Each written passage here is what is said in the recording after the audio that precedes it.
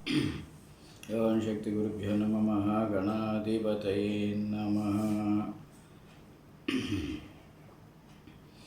ఇప్పుడు చంద్రుల్లోని మత్స. ఈ చంద్రుల్లోని మత్స అంటే ఇదేంటంటే అనంత పద్మనాభ స్వామి, ఆదిశేషుడు. ఈ తర్వాత రాహు. ఇదేంటంటే ప్రతి మనిషి గొప్పతనం ఏంటంటే ఇక్కడ గ్రహాలలో మీకు సూర్యాస్తమయమైనప్పుడు చంద్రోదయం అవుతుంది. ఇక్కడ ఆయన యొక్క సూర్యుని యొక్క ఆత్మశక్తి చంద్రుడు. అయితే రాత్రుల పూట రాహువు యొక్క పరిపాలన. అందుకని ఇక్కడ ఏంటంటే సీసీ కెమెరాలాగా ఈ సృష్టికి అవి సీసీ కెమెరా అన్నమాట. ఈ రాత్రుల పూట మనకి ఏ తప్పు ఏ మనిషి ఎప్పుడు ఎక్కడ ఎలా చేస్తుంది దాని యొక్క కర్మ విధానాన్ని బట్టి ఈ విధంగా మనిషి యొక్క జీవితం రచించబడుతుంది. అంటే చిత్రగుప్తుడిలాగా. అలాగే పగలిపూట వచ్చినప్పుడు కేతువు చిత్రీకరణ చేస్తాడు సీసీ కెమెరా. ఇది తత్వం అన్నమాట. అక్కడ ఉన్నది ఏంటంటే సర్పము తల. అయితే ఇది కొంచెం ఒక చోట ముద్దగా ఉన్నటువంటిది, అది చుట్ట. ఇదన్నమాట. అంటే ఇలా పాము మెలికేసుకొని చూస్తుంది, చూశారు. అది ఎప్పుడైతే సూర్యోదయం అయిందో అప్పుడు కేతువు ఎంటర్ అవుతాడు. సూర్యుడు కేతువుతో కలిసి వీళ్ళు ఏం చేస్తారంటే చిత్రగుప్తుడు మన యొక్క కర్మ విధానాన్ని అంతా కూడా ఈ విధంగా మనకి చిత్రీకరణ చేస్తారు. ఎప్పుడైతే ఏదైతే ఉందో అది నెక్స్ట్ ఏంటంటే మనకి ప్రతిరోజు హోరలు ఉన్నాయి. శుక్రవార చంద్రవార అని. అంటే రవి శుక్ర బుధ చంద్ర శని గురు పూజ. ఇది వరుస లైన్ అన్నమాట. ఎప్పుడైతే ఉందో ఆ యొక్క పవరు ఆ హోరల్లో చేసిన తప్పులైనా ఒప్పులైనా మంచి అన్నీ అక్కడ లిఖితమై ఉంటుంది. కాబట్టి ఇక్కడ ఏం జరుగుతుందంటే మన యొక్క కర్మ సిద్ధాంతం అంతా కూడా మళ్ళీ వచ్చే జన్మకి ఇప్పుడు చేసిన కర్మ సిద్ధాంతం అక్కడ నడుస్తుంది. ఇక్కడ ఏంటంటే 27 నక్షత్రాలు ఇంటూ 4 పాదాలు 108 అని. ఇది 108 జన్మల లింకు. అయితే ఇప్పుడు అనుభవిస్తుంది ఏంటంటే 108 జన్మలు. ఇప్పుడు ఈ జన్మలో చేసినవి అన్నీ కూడా మళ్ళీ నెక్స్ట్ జన్మకి యాక్టివేషన్ అవుతుంది. ఇది ఎందుకంటే సూర్యోస్తమయము అన్నప్పుడు ఏంటి, ఇక్కడ ప్రత్యోషకాలము అంటారు. ఈ ప్రత్యోషకాలం అన్నప్పుడు ఏంటంటే రాహు యొక్క పరిపాలనా విధానం స్టార్ట్ అయినట్టు ఈ విధంగా నడుస్తుంది. ఈ చంద్రుడు ఏంటంటే మీకు అందరికీ తెలిసిన విషయమే. ఇక్కడ సూర్య శరీరం అవుతే ఆత్మ చంద్రుడు అవుతుంది. ఇది లెక్క. ప్రతి మనిషికి కూడా సూర్యుడు శరీరము అంటే తల. అలాగే ఇక్కడ ఆత్మ అనే దానికి ఏంటంటే చంద్రుడు ప్లస్. అలాగే ఇక్కడ ఏంటంటే తల వచ్చినప్పుడు ఆదిత్య రూపుడు, దేహము విష్ణుతత్వము, ఆత్మ శివతత్వం.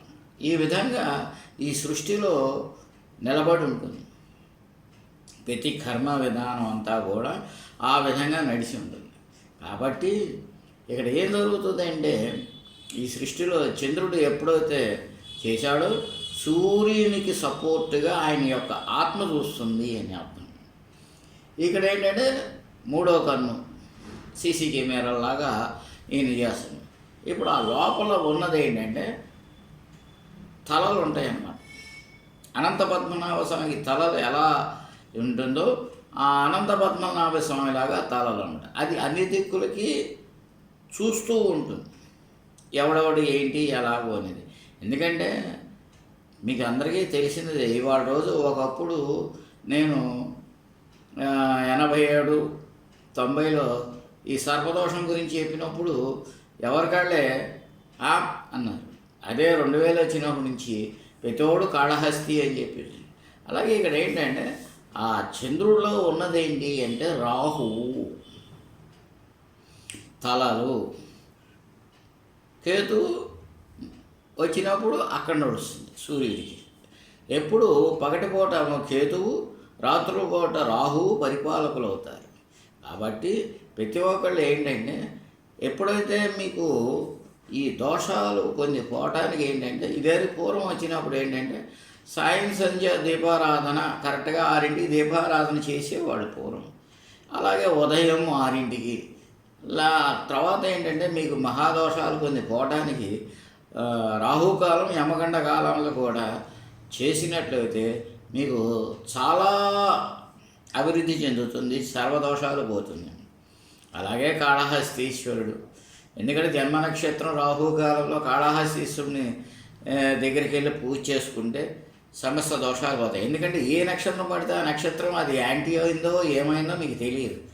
కాబట్టి జన్మ నక్షత్రం ఉండగా రాహుకాలంలో పూజ చేసుకుంటే నక్షత్రాధిపతి దేవతలు మీ యొక్క దేవతలు అన్నీ కలుస్తాయి అన్నమాట ఇక్కడ అర్థం.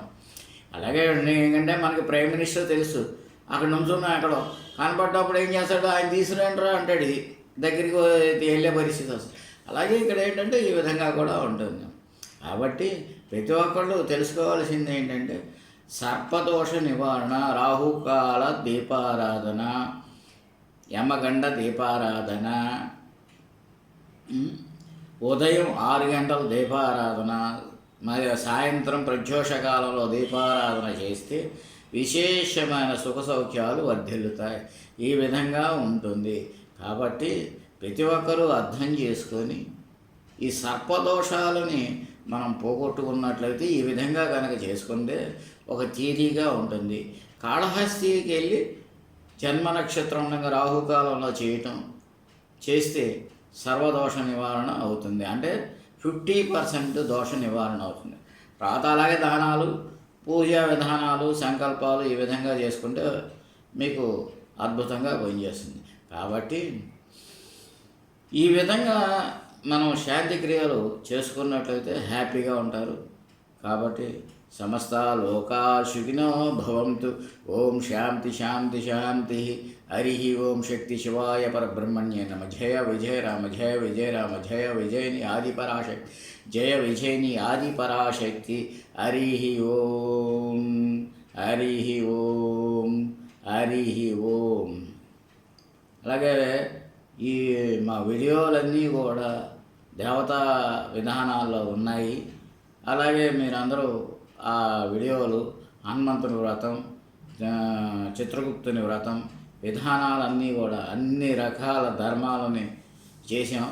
మీరు దీన్ని సబ్స్క్రైబ్ చేసుకొని నా యొక్క వీడియోలని అన్నీ చూసినట్లయితే మీకు సర్వ సంపదలు శుభాలను కలిగి చక్కగా ఆయు ఆరోగ్యంతో ప్రశాంతంగా ఉంటారు.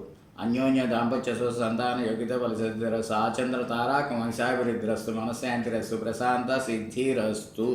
ఓం శాంతి శాంతి శాంతి. హరి ఓం శక్తి శివాయ పరబ్రహ్మణ్యే నమః. ఇది మీరు ఎన్ని లక్షలు ఇచ్చినా కూడా, ఎంతమంది ఎన్ని రకాల పూజ చేసినా ఈ రకమైన ఆశీర్వాదం మీకు రాదు.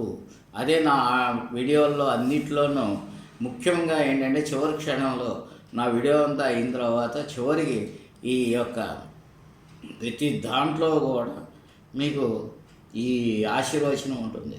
ఎందుకంటే ఎంతో గొప్ప విషయం. కాబట్టి ప్రతి ఒక్కరూ మా వీడియోల్ని ఆదరించి వినండి. అది సమస్త లోకా సుఖినో భవంతు. అలాగే ఇక్కడ షేర్స్ చేయటం కూడా ప్రతి ఒక్కరికి తెలియజేసే విధానాన్ని కూడా దయ ఉంచి చేయగలరు. నమస్తే.